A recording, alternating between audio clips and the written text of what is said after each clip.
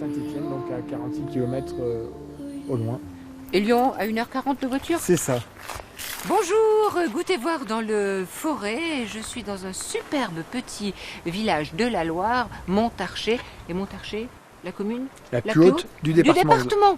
Goûtez voir avec ce jeune chef talentueux. Vous allez le découvrir tout au long de l'émission, Julien Magne.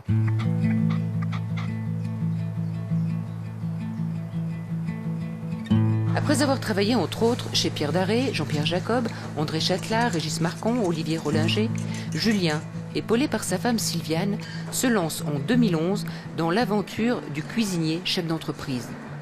Toujours à la recherche de nouvelles saveurs, sa cuisine est inspirée par la nature et les produits du département.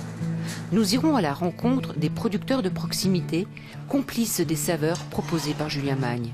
Le cadre exceptionnel de Montarcher est aussi source d'inspiration.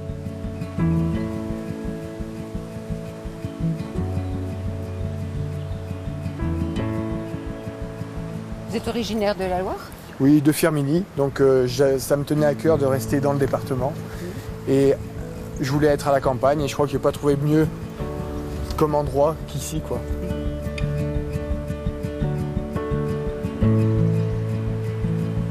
Et là, on passe sous la dernière porte du château. Il y en avait 7 comme celle-ci.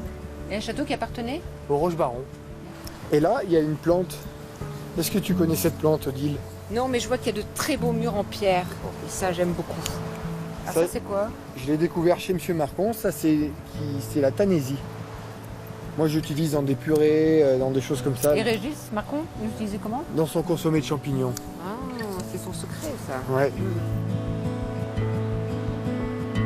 Il y a une 60aine d'habitants. Comment t'ont-ils accueilli? Ah, j'étais accueilli merveilleusement bien. On n'est pas nombreux, mais très soudés. Et justement, Paul. Bonjour. Bonjour. Bonjour, Paul. Odile. Ça va, Paul? Gentil. Vous partiez où comme ça, Paul? Et je partais, j'arrivais chez moi, je viens de mon jardin. Qu'est-ce que vous avez pensé quand vous avez vu ce jeune homme avec sa femme et ses enfants s'installer ici? Ah ben j'étais content. Et pourquoi? Ah, ben, parce que le village était dépeuplé, un peu ça j'en peuple déjà. et puis on a tombé sur un cuistot extraordinaire. Alors. Carrément extraordinaire. Ouais. Et vous faisiez quoi, vous, Paul? Bon, j'ai fait un peu de cuisine, moi, mais je suis en retard sur lui. Et puis il me fournit des légumes aussi, du jardin. Ah, ouais, j'aimerais bien le voir, son jardin. Il est juste en bas. beau, On les y jardins. va. Et puis on croisera peut-être Catherine également. Ah, il y a Catherine aussi? Ah oui, Catherine, elle a la main verte. Elle aussi. Bon. Eh bien, bonne balade, Paul. Merci. Au revoir. Au revoir, Paul.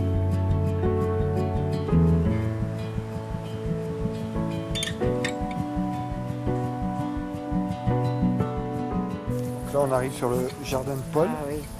Des blettes, là, il y a les premières courges qui arrivent. Et c'est vrai que des fois, j'ai la surprise de voir à la porte de mon restaurant une cagette que Paul m'a amenée de carottes, de navets noirs. Ça, c'est du bonheur pour le cuisinier. Ah oui, c'est une chance inouïe. Oui.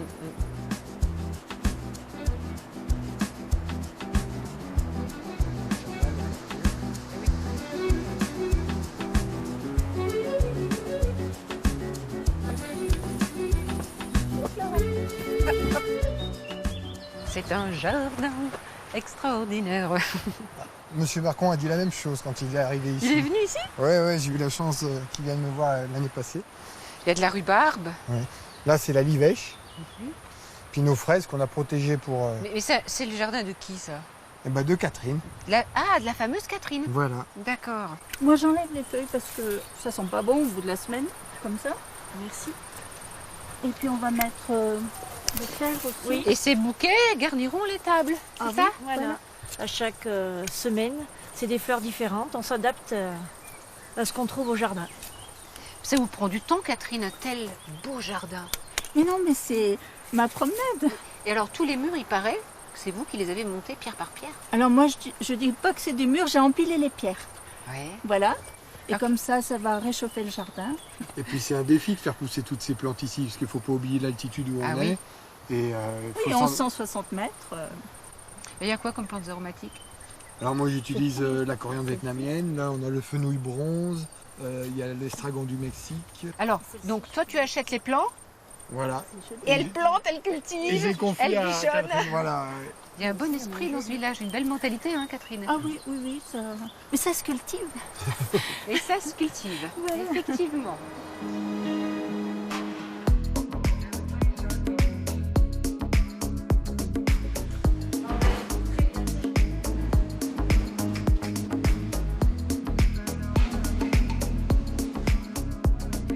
À 20 minutes de Montarcher, Saint-Maurice-en-Gourgois. Et c'est ici que depuis 2002, Rosanne Fabio était licicultrice. Je la rejoins tout de suite. Ouh, trop forte aujourd'hui, je ne me suis pas perdue. C'est ici.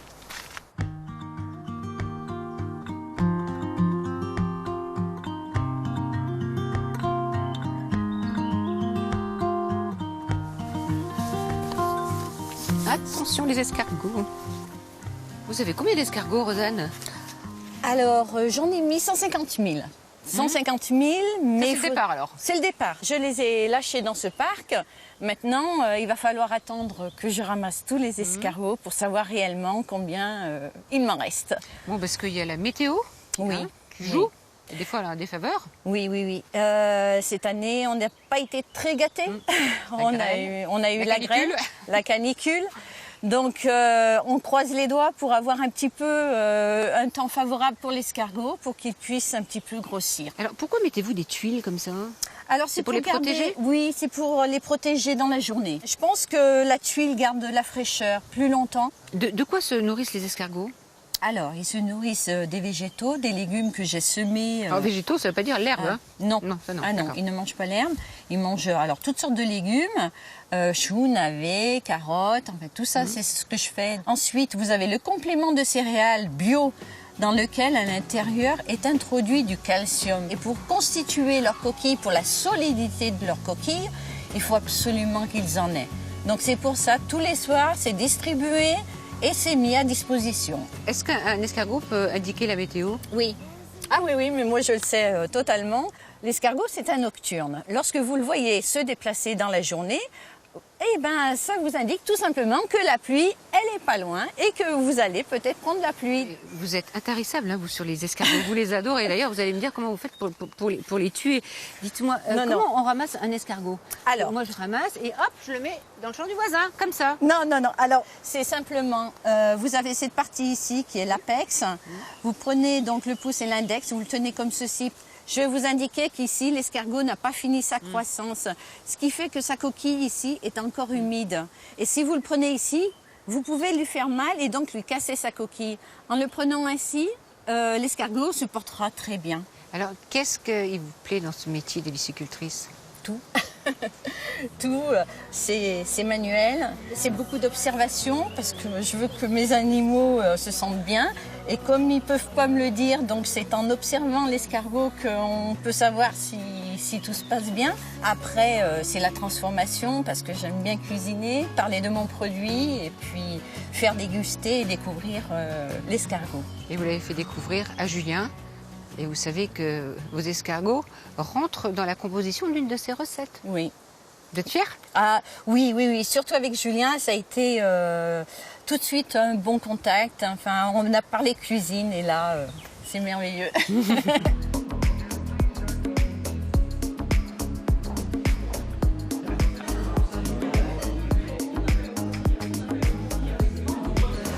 C'est la fête à l'escargot, même à Savigneux. Oui, il fallait absolument qu'on rencontre Paul Laurent. C'est une personne attachante Oui. et originale. Et en plus, il fait un produit d'exception. Et l'odeur? Paul, est-ce que vous savez que ça sent déjà très bon dans la rue? Normal. On C'est fait normal. du cordelier. Qu'est-ce que ça sent Et bon? ça sent. Ah ouais, c'est Ça sent. appétissant, Voilà. hein? Alors là, on est en train de tirer. Là, je vais te faire voir, là. Tu prends ces bouteilles et puis tu les enfiles, là. Vous ne me grondez pas, hein? Non, C'est je pour te goûter prends. voir que vous tirez comme ça ou ça se passe réellement dans votre atelier comme ça? On fait toujours comme ça. C'est C'est pas seulement pour goûter voir. Alors, au début, vous allez mettre les capsules, là. Là, vous êtes mal barré, là. Ah, c'est Ben, bon. c'est pas difficile. Voilà. Là, il faut trouver le bon sens, je comme vous ça. fais voir. Et après, j'appuie dessus. Oui. Voilà. Ouf, c'est bon. C'est vraiment artisanal, hein? Voilà. Et Julien? Et après, ça passe là, Paul? Alors, tu prends la bouteille, tu la mets là, Tu appuies un peu, que ça bouge bien. Paul, C'est bon, oui? depuis quand vous faites en de carton. l'huile et pas que de colza grillé? Depuis toujours. Ah oui. Ça veut dire que j'ai 83 ans, je dois faire de l'huile depuis 80 ans. J'ai commencé à 3 ans. Non, je plaisante. Je devais avoir une quinzaine d'années quand on m'a laissé faire de l'huile à peu près tout seul. Mais comme on est né là-dedans, on sait faire. C'est comme le fils du boulanger, il sait faire le pain. Oui. Alors, quelles sont les huiles que vous produisiez depuis tant d'années? Alors, depuis tant d'années, l'huile de colza. Ah oui. On a Que l'huile commencé- de colza? Que de l'huile de colza. Alors moi, je voudrais savoir un petit peu comment on fait pour arriver à de l'huile de colza grillée. Ce qu'on appelle l'huile de colza grillée, c'est pas de l'huile de colza cuite, c'est de l'huile de colza grillée. Alors pourquoi on la fait griller? D'abord pour éliminer l'humidité qu'il y a dans toutes les graines et ensuite les impuretés. Alors ça c'est très important parce que si vous faites une fabrication pression à froid, vous éliminez pas les impuretés. Nous, on élimine les impuretés jusqu'au moment où il y a de la vapeur, les impuretés disparaissent. C'est pour ça qu'on a une huile qui se conserve 1 an, 1 an et demi. Julien, comment tu as connu le personnage et puis sa production? Moi, je l'ai découvert la première fois dans une épicerie à Saint-Étienne chez Cornan, où il met ses produits depuis longtemps. Et puis, étant installé à Montarcher, je me suis rapproché un peu de son fief. Alors, je viens chercher, surtout Sylviane vient chercher elle-même les huiles ici. Et puis, bon, c'est un régal de travailler ce produit dans ma cuisine. Et donc, dans la salade? Voilà, ça s'accorde très bien avec des pommes de terre, dans le sarrason. Et moi, Sarrason, c'est une sorte de cervelle de canut, c'est ça? Voilà. Mais à la stéphanoise, on dit sarrason. À la stéphanoise, pardon. Et j'aime bien en faire un sorbet aussi. C'est surprenant de travailler cette huile froide dans un sorbet. On a toujours cette note de grillé, même dans le sorbet. Ah ouais. Et vous l'avez déjà goûté, votre huile, dans une préparation signée Julien Mal? Ah oui, Alors, pas souvent, une fois. Parce que pour aller chez lui, il faut faire des pieds et des mains. Ah parce bon? que c'est toujours tout pris. et pourquoi c'est pris d'après vous? Parce qu'il s'est fait une petite image de marque, je dirais presque un peu comme la mienne, si vous voulez. Ouais, lui, il n'a pas encore sa photo sur une Non, bouteille. parce hein. que c'est ma fille qui a fait la photo. Alors, l'huile, on peut venir l'acheter ici directement? Oui, nous, on reste dans la Loire le dernier. En 1940, il y en avait 42 fabricants Mais oui. d'huile de colza. Donc, en fait, vous faites de la résistance. Oui, et surtout, on va essayer de ne pas changer. Et surtout, ne changez rien, mais c'est Oui, sûr. parce que, comme je vous ai dit tout à l'heure, si on change quelque chose, on est foutu. Ouais, les gros nous bouffent. Les gros nous bouffent. Ah ben voilà.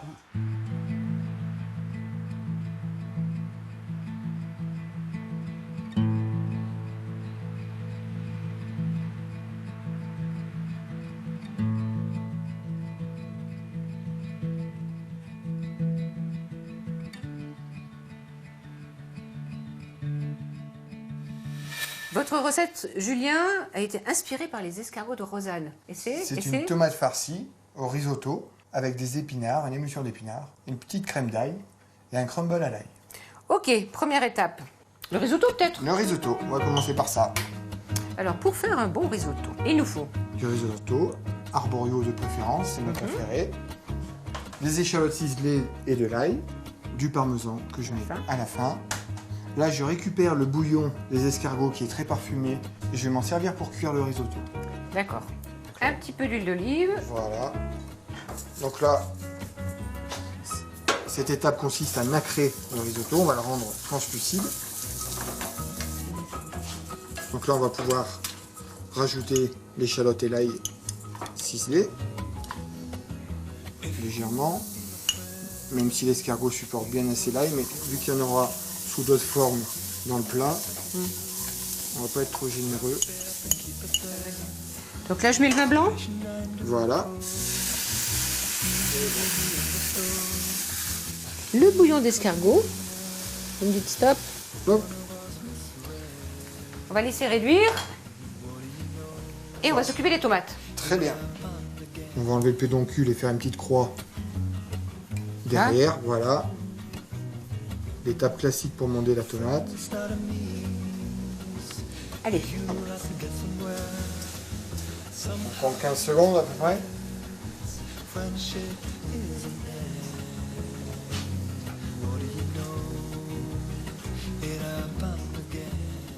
Bon, on les a plongés dans l'eau glacée et maintenant on peut enlever la peau.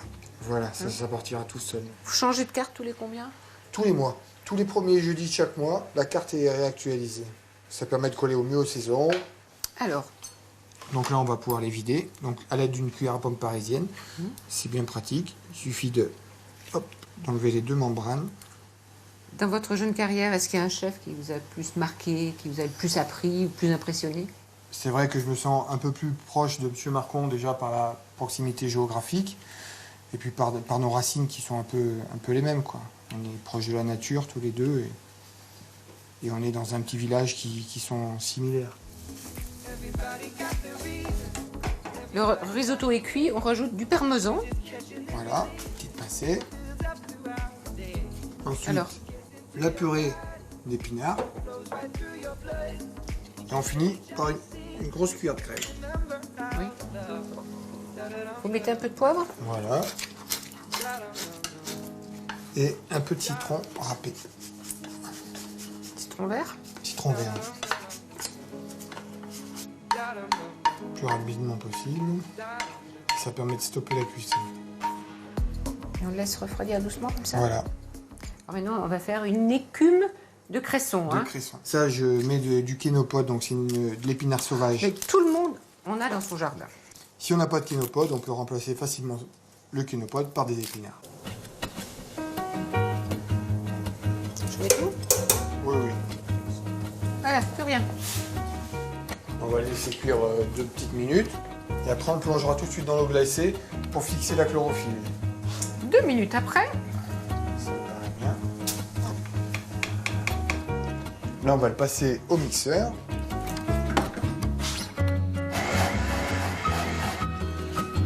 là, on va filtrer. Hein. Voilà.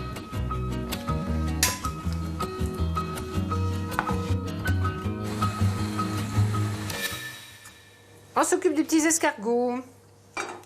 Vous avez préparé un beurre d'escargot, donc beurre.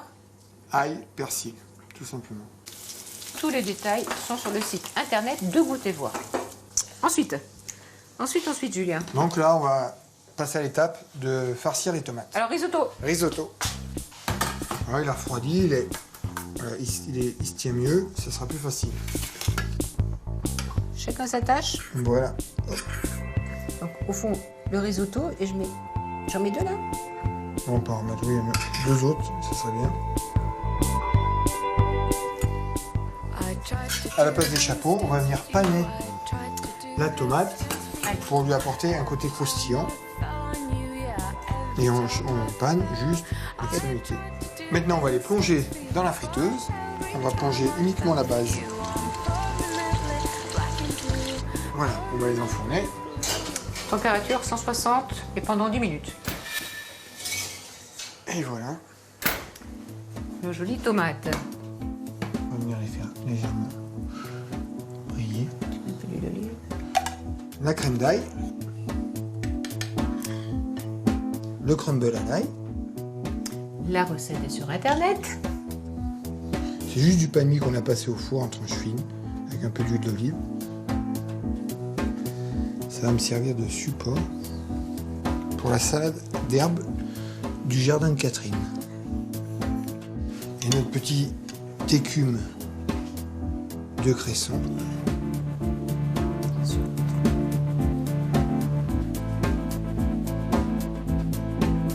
Avec ce plat, un vin du pays, Un vin de la Loire, une roussanne. une roussanne.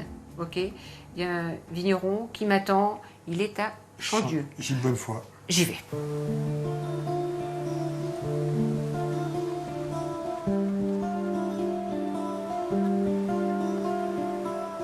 Alors la zone géographique de l'appellation Côte du Forez s'étend dans un axe nord-sud de Montbrison, quelques communes au sud de Montbrison, jusqu'au nord de Boin-sur-Lignon, Saint-Germain-Laval. La vraie spécificité forésienne, c'est le volcanique, puisque 105 volcans, 105 buttes basaltiques sont dénombrés sur le Forez et on en a environ 35 sur la zone d'appellation. Donc une terre différente. Exactement, une terre très différente selon les communes et au sein de la même commune selon les coteaux où on peut retrouver du basalte mais surtout des granites avec des argiles ou des sables. Sur cette zone d'appellation, vous êtes combien de vignerons à travailler? Alors sur cette zone, nous sommes 10 vignerons, 10 vinificateurs, dont 2 qui sont en temps bio. Une cave coopérative et 9 vignerons indépendants. Comme vous travaillez en bio, je peux prendre des grains de raisin sans les laver. Et sans aucun risque. Quels sont les cépages qu'on trouve Alors, sur ce territoire? L'appellation Côte du Forêt, c'est nécessairement du cépage gamay, qu'on peut vinifier en rouge ou en rosé sec. Et après, on a beaucoup replanté sur les 15 dernières années d'autres cépages, notamment des blancs, qui sont vinifiables et commercialisables, comme la Roussanne. Dans mon cas, c'est Roussanne Sauvignon. On a des collègues qui ont planté des vionniers, des chardonnays, des pinots gris, des gewürztraminer, un peu tous les cépages blancs possibles et imaginables. Mais quelle richesse, quelle diversité! C'est une vraie chance. C'est une vraie chance. Votre domaine s'appelle le domaine de la Madone. Pourquoi? Le village a une réelle histoire avec cette Madone, une histoire viticole, puisqu'en 1860, le vignoble français a été décimé par le phylloxéra. Et des régions un peu enclavées dans les montagnes comme les nôtres ont été préservées de ce fléau. Et ça a permis un développement considérable des plantations dans les années 70. Et les vignerons du village ont gagné beaucoup d'argent à cette époque. Et les vignerons de Chandieu se sont cotisés, ont acheté une statue à tous et sont venus eux-mêmes l'implanter avec 6 paires de bœufs à la cime du volcan qui domine le village. Évidemment dans le but de le protéger du phylloxéra. Malheureusement, on connaît la suite de l'histoire. Le phylloxéra a dévasté l'intégralité du vignoble français. Bon, elle est où cette Madone? Parce que je ne la vois pas d'ici. Alors elle se situe juste au-dessus de nous, à la cime du volcan. Et je vous propose qu'on aille dans sa direction pour déguster un peu les vins du domaine. Mais Gilles, quelle belle idée! Une petite dégustation. Allons-y.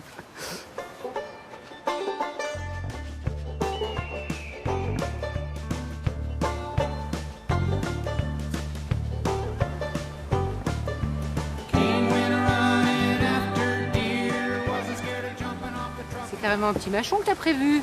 Ouais, je pourrais que l'occasion s'y C'est prêter. sympa, c'est sympa. On va arrêter un peu le vent, hein? C'est bien. On va goûter le produit de la vigne dans laquelle on se trouve, à savoir une roussanne. La vigne est en dessous de nous, terroir volcanique, cépage typique vallée du Rhône, implanté en 2001, il y a une quinzaine d'années, sur du basalte, sur de la pierre volcanique. C'est un millésime 2015. Que d'arômes. Ouais, la typicité de la roussanne, c'est des arômes assez floraux, Ah oui. des notes un peu grillées aussi, très typiques du volcanique. Et avec une fourme de Montbrison, une petite lichette de fourme, ça va être top. Voilà. On s'est rendu compte que souvent on voulait faire des accords mets et vins Côte du Forêt, donc vin rouge avec des fourmes.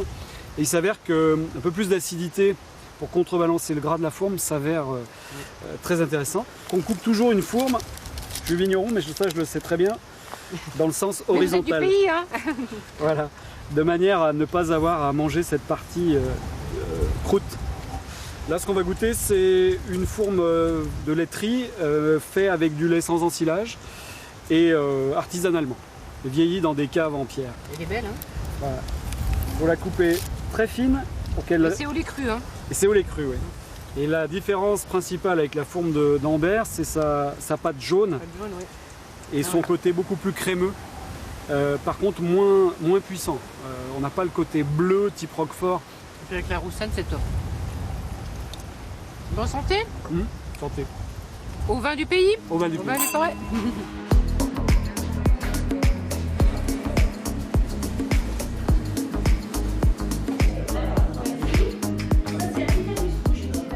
Ah, voilà les assiettes. Merci Théo. Merci Lali. Magnifique. Voici. Là, on a les escargots. J'ai fait un travail autour de la tomate et l'escargot et l'ail. Et là, c'est la déclinaison de fourme. Là, Plus Je de suis l'autre- en plus de retard, l'autre mais pour côté. me faire pardonner, je ramène une roussanne. Alors Martine, je sais que tu aimes la cuisine de Julien. Oui, depuis longtemps, hein, depuis qu'il est installé ici. J'aurais bien aimé m'installer à Saint-Bonnet, mais il y a déjà 7 restaurants. Ça fait beaucoup. Moi, ce que j'aime chez Julien, c'est qu'il n'y a pas besoin de superflu. Il cuisine super bien les produits du terroir. Alors, il faut qu'ils soient de qualité. Il y a de très bons légumes, de très bons fromages, forcément. Hein. Oui, bien sûr. Les escargots. Les escargots, Magnifique. fabuleux. Mais après, il faut savoir les cuisiner, Martine. Hein? Il faut savoir les cuisiner. Et ça, c'est tout le secret de Julien, qui fait une cuisine sans artifice. Tu vois, c'est une cuisine qui est juste, équilibrée, goûteuse. Votre rôle, Sylviane, mais il est très important, hein? Vous en Oui. faites des choses.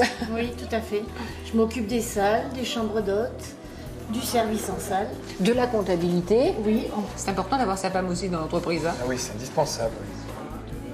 Paul, que pensez-vous alors de la tomate surprise? C'est extraordinaire. C'est Ah, carrément. bon. Oui. Et moi, je serais peut-être pas été capable de faire ça, moi, du temps où je faisais un peu de cuisine.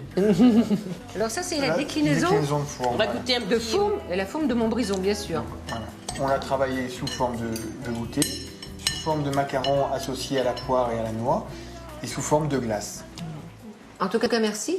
Sylviane, merci. Merci à vous. Pour l'accueil. Allez, santé. santé. Et à Montarché. Et au Clos Perché. Et je vous donne rendez-vous à très très vite pour un nouveau goûter boire. Au revoir.